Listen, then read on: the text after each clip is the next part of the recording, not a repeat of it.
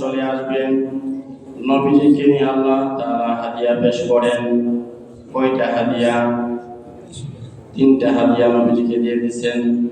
প্রথম নাম্বার হাদিয়া 50 ওয়াক্ত নামাজ নবীজিকে হাদিয়া দিয়ে দিয়েছেন। 2 নাম্বার নবীজিকে সূরাতুল বাকারা শেষ 2টা আয়াত নবীজিকে হাদিয়া দিয়ে দিয়েছেন।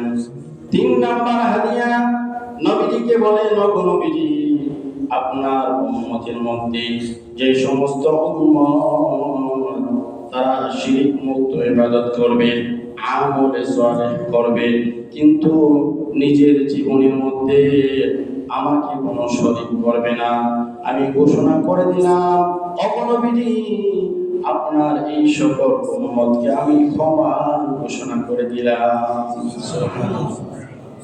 নবীজিকে এই 3টা হাদিয়া আল্লাহ তাআলা পুরস্কৃত করলেন।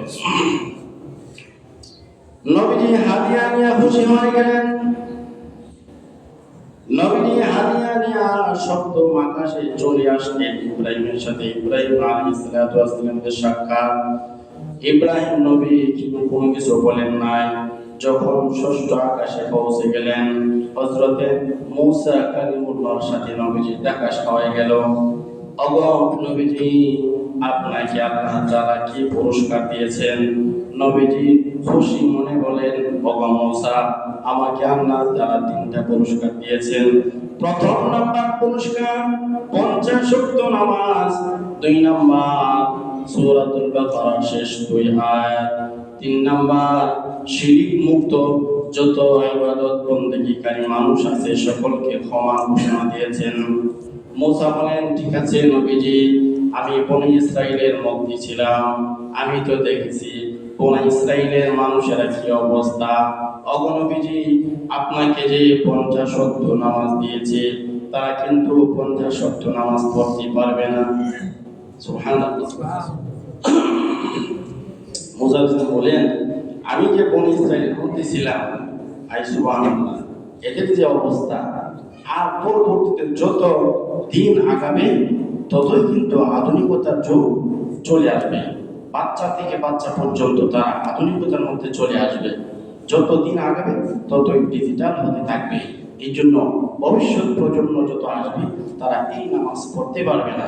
নবীজি, আপনি আপনার রবের কাছ থেকে নামাজ কমাই নিয়ে আসেন। সুবহানাল্লাহ।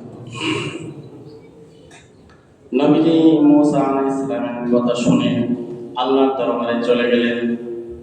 ওগো মালিক, আমার উম্মতেরা 50 ওয়াক্ত নামাজ আদায় করতে পারবে না, কারণ আমার উম্মতদেরকে দুনিয়ার সকল ব্যস্ততা আছে, তাদের সংসার আছে, তারা দুনিয়া কামাই করতে হবে, তারা তাদের সন্তানদেরকে লালন পালন করতে হবে। দুনিয়া সকল ব্যস্ততা তাদেরকে আঁকড়িয়ে ধরে ফেলবে। ওগো আল্লাহ, এই জন্য আমার এই উম্মতেরা তারা 50 ওয়াক্ত নামাজ পড়তে পারবে না, আপনি তাদেরকে একটু রহম করুন। আল্লাহ বলেন, ওগো নবীজি, ঠিক আছে, 5 ওয়াক্ত নামাজ কমিয়ে দিলাম। 5 ওয়াক্ত নামাজ নিয়ে নবীজির কাছে চলে আসলেন। মূসার কাছে চলে আসলেন। মূসা আলাইহিস সালাতু ওয়াস সালাম বলেন, ওগো নবীজি, 5 ওয়াক্ত কমাইলে হবে না, আপনার উম্মত এত নামাজ পড়তে পারবে না, আপনি আবার চলে যান। আবার আল্লাহর কাছে গিয়ে 5 ওয়াক্ত অর্থাৎ 10 ওয়াক্ত কমাই নিয়ে আসলেন। আবার নবীজি মূসার কাছে চলে আসলেন। মূসা বলেন, ওগো নবীজি, আপনার উম্মত 40 ওয়াক্ত নামাজ পড়তে পারবে। মুহাম্মাদুর রাসূলুল্লাহ সাল্লাল্লাহু আলাইহি ওয়াসাল্লাম আবার চলে গেলেন। এরকম যাইতে যাইতে 9 বার চলে গেলেন। 9 বার 5 ওয়াক্ত করে 45 ওয়াক্ত নামাজ কমাই নিয়ে আসলেন। এরপরে শুধু 5 ওয়াক্ত নামাজ নিয়ে আসলেন। মূসা বলেন, ওগো নবীজি, এই 5 ওয়াক্ত নামাজও আপনার উম্মত ঠিকভাবে পড়তে পারবে না। এই 5 ওয়াক্ত আপনার উম্মত পড়তে পারবে না, বল আপনি আবার যান।